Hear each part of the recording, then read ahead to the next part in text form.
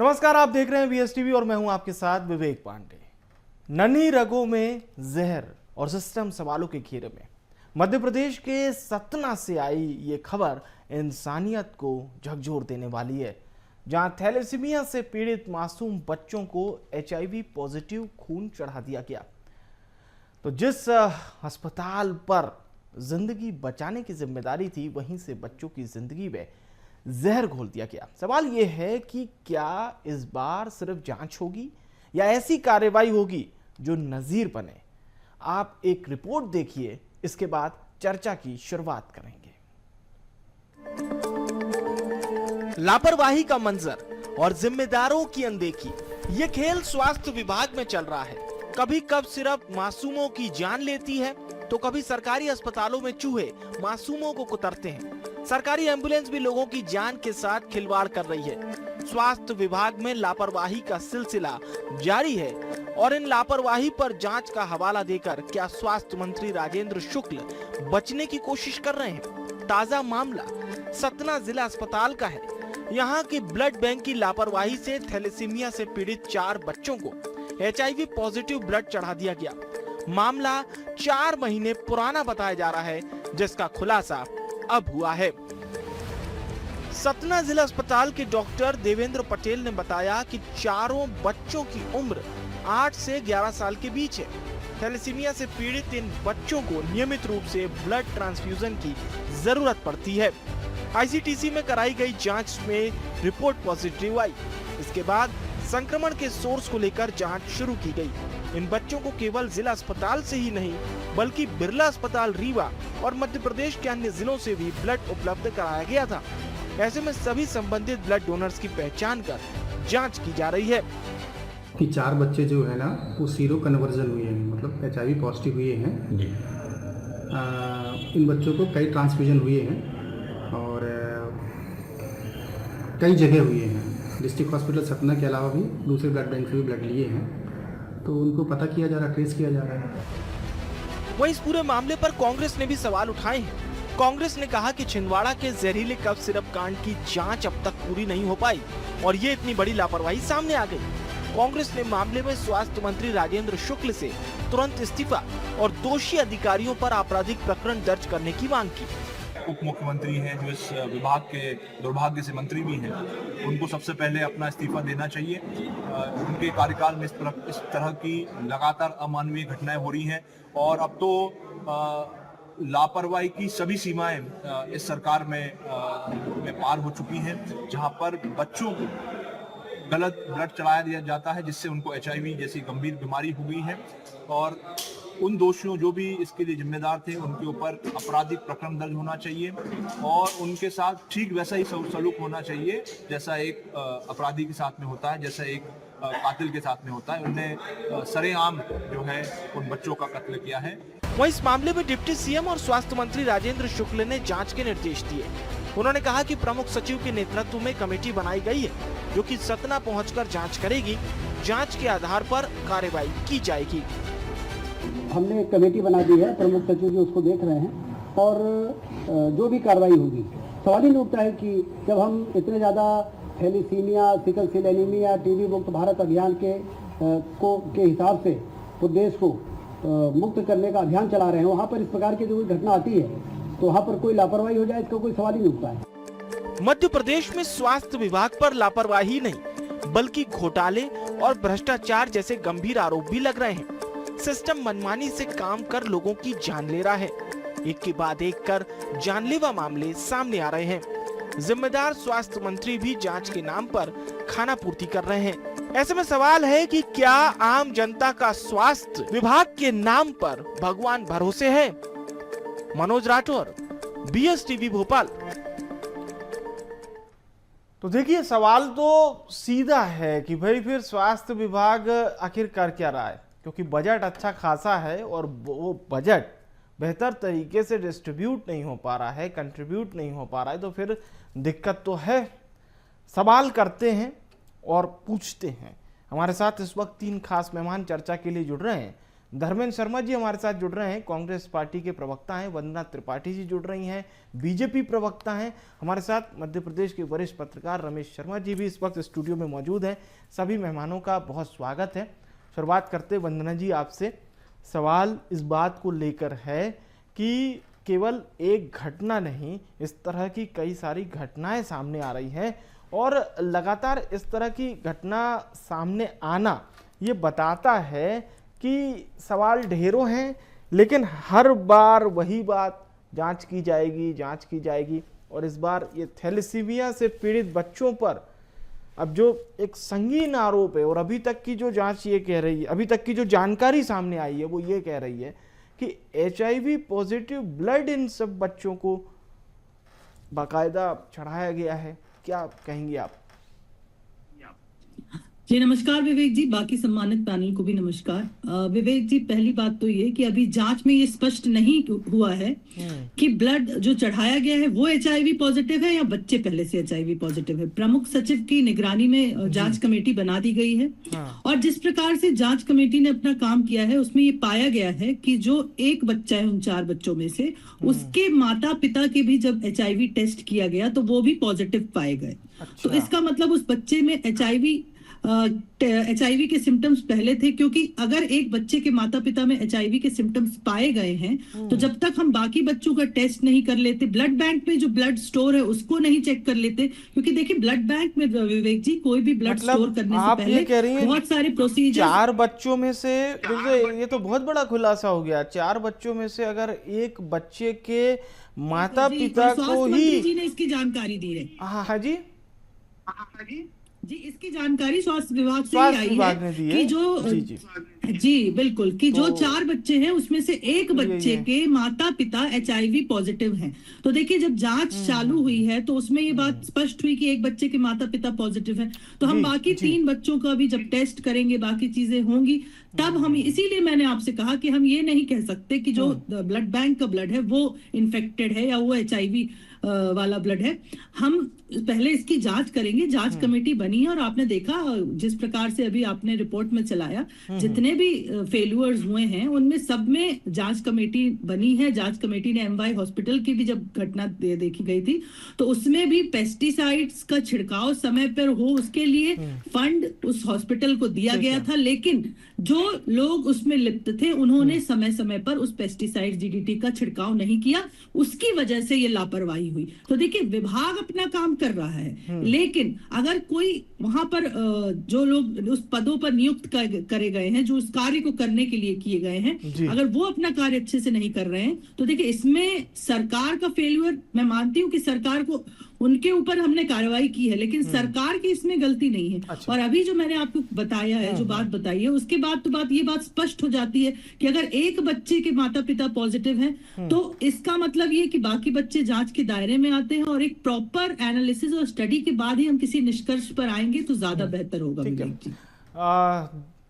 धर्मेंद्र जी, आपने पूरा जवाब सुना और अभी वंदना जी ने ये जो एक इसे मीडिया की भाषा में ब्रेकिंग न्यूज़ कहा जाता है, तो उन्होंने जो ब्रेकिंग न्यूज़ दी है कि एक बच्चे के माता पिता में HIV सिम्टम पाए गए हैं और अभी जांच और आगे बढ़ेगी और बात सामने आएगी, तो फिर ये मसला अब क्या लापरवाही का होता है या फिर ये सीधा सीधा मसला ये है कि साहब 4 बच्चों में से एक बच्चे के माता पिता को तो HIV पहले से ही था?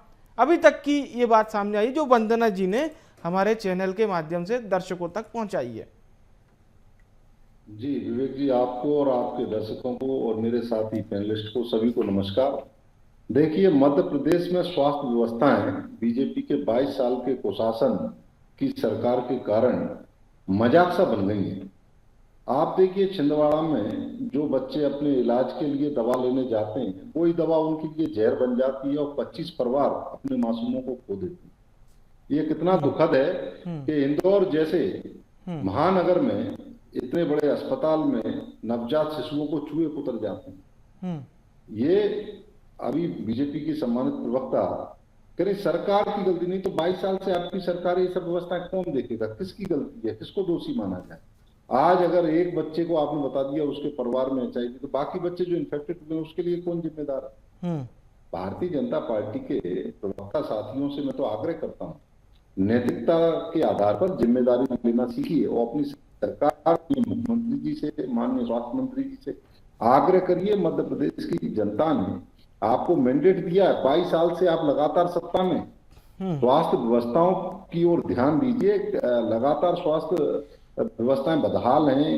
आप देखिए चारों तरफ अराजकता का वातावरण है और भ्रष्टाचार जो कि इस समय पूरे के पूरे सिस्टम को दीमक की तरह चाटने का काम कर रहा है। सबसे बड़ी जो समस्या है वो भ्रष्टाचार है। लेकिन हो क्या रहा है, भारतीय जनता पार्टी के नेता, प्रवक्ता, मंत्री, मुख्यमंत्री सबके सब लीपापोती करने पर लग जाते हैं, जबकि कायदा ये कहता है कि अगर सरकार में आप हैं और आपको जनता लगातार इतना बड़ा मैंडेट दे रही है तो आपकी दोहरी जिम्मेदारी हो जाती है कि आप उसको सजगता से पूर्ण करें और जनता के टैक्सपेयर के पैसे का सदुपयोग हो, जनता को एक बेहतर स्वास्थ्य व्यवस्था, बेहतर इलाज मिले। लेकिन ये सब नहीं हो पा रहा है। लगातार आप देखिए ऐसी घटनाएं मध्य प्रदेश को शर्मसार कर रही हैं।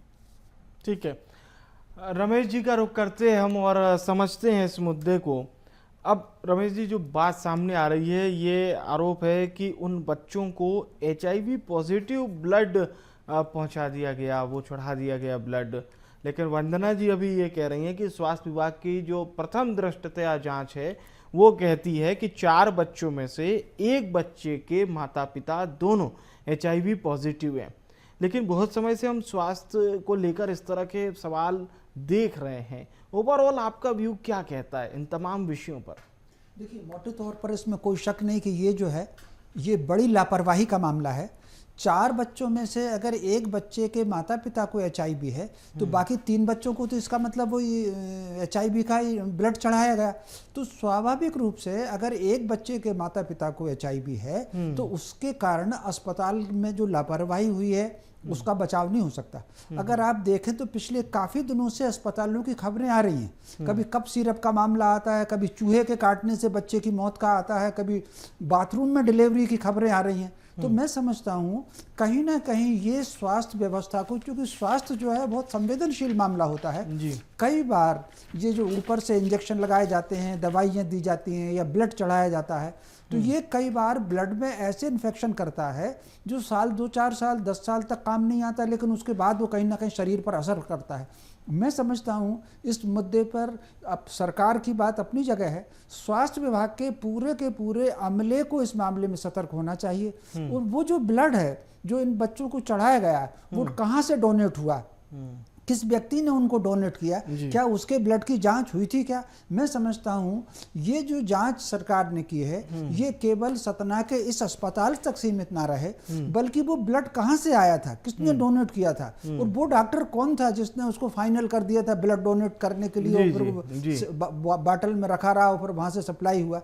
तो मैं समझता हूँ इसके अलावा एक नया नियम भी बनाया जाना चाहिए कि ब्लड डोनेटर की तो जांच हो ही, लेकिन जब ब्लड किसी को चढ़ाया जा रहा हो तब भी वो एकदम उठा करके बाटल उसको न लगा दी जाए। उस वक्त भी इस घटना से सबक लिया जाना चाहिए और किसी बच्चे को, बड़े को, बूढ़े को, किसी को भी ब्लड देते समय उस ब्लड की फिर से जांच की जाना चाहिए, क्योंकि ब्लड अगर चला गया शिराओं में तो ये ब्लड कई वक्त कोशिकाओं पर भी शरीर की असर डालता है। मैं समझता हूँ ये बहुत संवेदनशील मामला है और इस पर बिल्कुल राजनीति से ऊपर उठ करके इस पर चर्चा होनी चाहिए और निचले स्तर का जो भी इसके लिए जिम्मेदार हैं, जो संबंधित डॉक्टर हैं, संबंधित कर्मचारी हैं, एक सिरे से दोनों तरफ सख्त कार्रवाई की जाना चाहिए और इसमें ऐसी कार्रवाई हो जो उदाहरण बने, देर न लगे जांच के आधार पर। मैं समझता हूं आपको सरकार के पास पूरा अमला होता है, ये पता करने में क्या दिक्कत आती है कि ये बाटल कहां से आई थी, 24 घंटे में पता होती है, 24 घंटे में इसकी जांच होती है। मैं समझता हूं शीघ्र से शीघ्र इस पर कार्रवाई होनी चाहिए। पूर्व में जैसे हम देखें तो बहुत सारी बातें ऐसी समझ में आती है जिसमें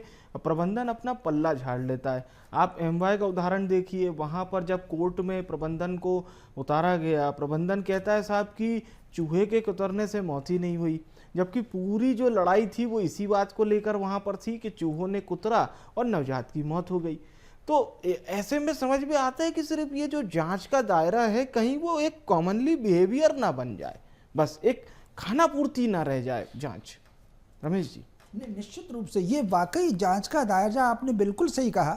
ये कहीं ना कहीं निचले स्तर के बिहेवियर पर होता है। इसमें प्रबंधन के जो हाई लेवल है उनके बजाय जो निचले स्तर का कर्मचारी है जो डायरेक्ट उससे जुड़ा हुआ है, चाहे वो सफाई का मामला हो, चाहे चूहे का मामला हो, या ब्लड डोनेशन का मामला हो, या कहीं ना कहीं जो निचले स्तर का कर्मचारी है, इसमें किसी मान लीजिए किसी बड़े जो सुप्रिंटेंडेंट है या जो अस्पताल का इंचार्ज है उसके ट्रांसफर करने से काम नहीं चलेगा। निचले स्तर के जो लोग हैं, जो चाहे चूहे का मामला हो या ब्लड शीशी का मामला हो, निचले स्तर पर सब लोगों को बर्खास्त किया जाना चाहिए उस पर। और जिसने जांच की, भाई जो डॉक्टर इंचार्ज होता है, लेकिन ब्लड का नमूना लेकर के भाई एक टेक्नीशियन होता है ब्लड डोनेशन के पहले जो इसकी जांच करता है, इन सारे लोगों पर पूरी सख्ती से कार्रवाई होनी चाहिए। बल्कि मैं तो ये कहूंगा कि उनको नौकरी से हटाने के बजाय उन पर FIR हो, ताकि दूसरे लोगों को इसमें उदाहरण मिले। सरकार को इसमें सख्त होना चाहिए, एक जवाबदेही तय होनी चाहिए। वंदना जी, अब देखिए कोल्ड्रिफ्ट का मामला सामने आया था, बहुत आगे तक हालांकि वो जांच चल रही है, मामला कोर्ट में है और बहुत सारी ऐसे ऑब्जेक्शन हैं। हम सिर्फ ये नहीं कह रहे कि इसे लेकर विपक्ष मैदान में आया, विपक्ष ने सवाल किए। ये बात इसलिए भी है, इंदौर का मसला भी है, कई जगह से जननी एक्सप्रेस की जो खबरें सामने आती हैं, तो ओवरऑल पर अगर हम देखें तो एक समीक्षा की तो ज़रूरत है। अगर हालांकि आप उसे डिफेंड करेंगी, पर स्वास्थ्य को लेकर कहीं ना कहीं ये मैसेज भी जाना चाहिए पब्लिक के बीच में कि वेलफेयर स्कीम के तहत अगर फ्री में स्वास्थ्य सुविधाएं मिल रही हैं तो उसकी क्वालिटी भी अच्छी है, नहीं तो फिर सवाल इसी तरह से उठते रहेंगे। देखिए, बिल्कुल आपने सही कहा विवेक जी, और जवाबदेही तय की गई है और जवाब स्वयं स्वास्थ्य मंत्री जी दे रहे हैं कि प्रमुख सचिव की निगरानी में जांच कमेटी का गठन कर दिया गया है और प्रथम दृष्टया जो भी हमारे सामने आए हैं वो भी मैंने आपको बता दिया, अपने दर्शकों को बता दिया। जी। अगर इस प्रकार की कोई घटनाएं होती है तो सरकार कभी भी अपना पल्लू नहीं झाड़ती है। जितने भी मामले आए हैं, सरकार ने उस हर मामले में संवेदनशीलता के साथ कमेटी बनाकर उसको संज्ञान में लेकर उस पर कार्रवाई की है। और आपने देखा है कि ये बच्चों का मामला है, बच्चों के मामले में चाहे कोल्ड्रिफ्ट का मामला हो, चाहे MY का मामला हो, हर एक विषय में सरकार ने बहुत संवेदनशीलता के साथ कमेटी बनाकर हर एक परत को खंगाला है, हर एक परत को जांचा है और उसके बाद जो भी लोग उसमें लिप्त पाए गए हैं उन पर कार्रवाई की गई है। चाहे कोल्ड्रिफ्ट के मामले में डॉक्टर की बात करें, चाहे MY हॉस्पिटल के मामले में कर्मचारियों की बात करें। अब इस वाले मामले में भी चूंकि अभी एक बच्चे के माता पिता की रिपोर्ट पॉजिटिव आई है और बाकी बच्चों की जांच होना बाकी है, तो पहले हम देखेंगे कि अगर बाकी बच्चों में अगर ब्लड चढ़ाया गया है उससे वो इन्फेक्टेड हुए हैं। क्योंकि देखिए, ब्लड बैंक में जो भी ब्लड रखा जाता है विवेक जी, और ये बिल्कुल स्पष्ट है कि ये आज हम या आप में से भी किसी को कभी खून की जरूरत पड़ती है तो हम चढ़वाते हैं, तो बहुत सारे प्रोसीजर्स के थ्रू रिफाइंड करके वो ब्लड रखा जाता है। और अगर उस ब्लड की वजह से अगर कोई HIV पॉजिटिव हो रहा है तो ये वाकई में एक बहुत गंभीर विषय है और उसे चेक किया जाएगा। लेकिन जहां तक मेरा अनुभव कहता है कि ब्लड बैंक में कभी भी किसी इन्फेक्टेड मरीज के ब्लड को पहली बार तो सवाल है, डोनेट किया जाता है, फिर वो पहुंचा कहां से? ठीक है, आपकी बात भी सही है कि जांच के दायरे में है और जांच जैसे जैसे सामने होगी तो बात सामने आएगी। धर्मेंद्र जी कुछ कहना चाह रहे थे, बोलिए। विवेक जी, ये कितना मतलब गंभीर मामला है। आप सोचिए, हम ब्लड बैंक जाते हैं एक विश्वास और भरोसे के साथ ब्लड लेने के लिए, और आपके हमारे किसी के भी परिजन को अगर जरूरत पड़ती है तो हम स्वतः ब्लड बैंक जाते हैं, अपना ब्लड देते हैं, वहां से दूसरा ब्लड लेकर आ जाते हैं इस विश्वास से कि हमारे परिजन का स्वास्थ्य ठीक होगा और इससे लाभ मिलेगा। अगर वही ब्लड उसकी मृत्यु का कारण बन जाए या बीमारी का कारण बन जाए और सरकार इतने गंभीर मसले पर केवल एक कमेटी बनाकर अपना पल्ला झाड़ ले, ये कहां तक न्याय उचित है? मध्य प्रदेश में अगर इस प्रकार का, खासकर इस विषय में अगर इस प्रकार का सिस्टम चल रहा है कि बिना कैसे फिर धर्मेंद्र जी जांच कैसे होगी? सुन तो लीजिए, जी बोलिए। सुन तो लीजिए, अकेले कमेटी बनाने से आप तत्काल प्रभाव से जो दोषी हैं पहले तो उनको दंडित करिए, उनके खिलाफ FIR करिए, जिससे कम से कम बाकी लोगों में तो डर हो, नजीर तो एक आप पेश करिए। अगर ऐसी नजीर आप पेश नहीं करेंगे, जब तक इन लोगों में खौफ नहीं आएगा। आज हो क्या रहा है मध्य प्रदेश में, चारों तरफ गुंडा राज या अव्यवस्था या भ्रष्टाचार के मामले इसलिए आ रहे हैं क्योंकि सरकार की तरफ से ठोस कार्रवाई देखने को नहीं मिल रही है। अगर सरकार सख्ती से कोई बड़ी कार्रवाई करे, नजीर पेश करे, तो इन अपराधियों में खौफ जागेगा और ये लोग अपनी जिम्मेदारी को समझेंगे और ढंग से काम करेंगे। भाई, मध्य प्रदेश में आपकी सरकार 22 साल से, और अभी 3 साल और आपकी सरकार रहने वाली है भाई, 2028 में जाके चुनाव है। तो कम से कम जब तक तो मध्य प्रदेश की जनता के स्वास्थ्य का ख्याल रखिए और अपनी नैतिक जिम्मेदारी समझकर एक नजीर पेश करना चाहिए। मेरा आग्रह है बीजेपी की सरकार से, बीजेपी नेताओं से। ठीक है रमेश जी, मेरा सवाल बहुत प्रैक्टिकल सवाल मैं करना चाहूँगा कि हम सरकारी अस्पताल, अब भोपाल में भी बहुत बड़े बड़े अस्पताल है, बिल्डिंग अगर हम देखें तो प्राइवेट से कमतर नहीं है, लेकिन विश्वास, हम क्वालिटी की, और हम ये भी कह सकते हैं कि साहब वो अस्पताल मुफ्त हैं, फ्री हैं, तो जन सामान्य वहीं पहुंचता है। पर एक भरोसे पर कितना खरे उतरते हैं ये सरकारी अस्पताल? सिर्फ अगर हम भोपाल की बात करें तो सबसे मुख्य शहर की बात कर लेते हैं।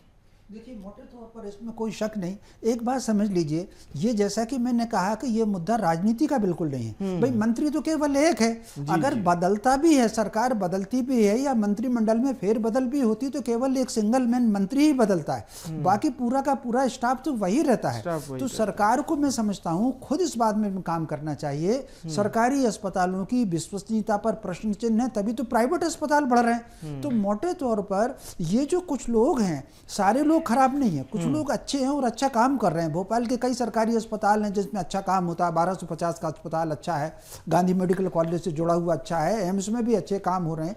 लेकिन जो लोग, जो जिसको कहते हैं कि एक मछली सारे तालाब को गंदा करती है, जो लोग कहीं ना कहीं पूरे डिपार्टमेंट की इमेज खराब कर रहे हैं, सरकार की इमेज खराब कर रहे हैं, सरकार को खुद आगे आकर के उन लोगों पर सख्त कार्रवाई की जाना चाहिए। और ये मैं समझता हूँ ये बच्चों के भविष्य का सवाल है, तो मैं समझता हूँ निचले स्तर पर और शीघ्र से शीघ्र कार्रवाई करे, क्योंकि ये तो सरकार को भी बदनाम कर रहा है ये सब तरह का स्टाफ जो है। तो सरकार को खुद सतर्क होना चाहिए, क्योंकि हम वेलफेयर स्कीम के लिए सरकार जो अपना काम कर रही है, मंत्रालय से विधानसभा से, मान लीजिए सदन से कोई कानून पारित हो या फिर कैबिनेट की मीटिंग से कोई अच्छी योजनाएं यहाँ से जा रही है, अगर वो पहुँचेगी ही नहीं तमाम छोटे छोटे जिलों तक, और इस तरह की लापरवाही जो लोग करेंगे, तो इनके लिए भी कुछ क्या नियम कायदे उच्च स्तर पे आने चाहिए। ये कम से कम इनको ये तो जवाबदेही हो कि नहीं, अगर हम गलत काम करेंगे तो हम पर अच्छी खासी कार्रवाई हो सकती है। ये बिल्कुल आपने सही कहा भी गया कि भय के बिना प्रीत नहीं होती। सरकार का रौब और कार्रवाई का, मान लीजिए कोई गलत काम करता है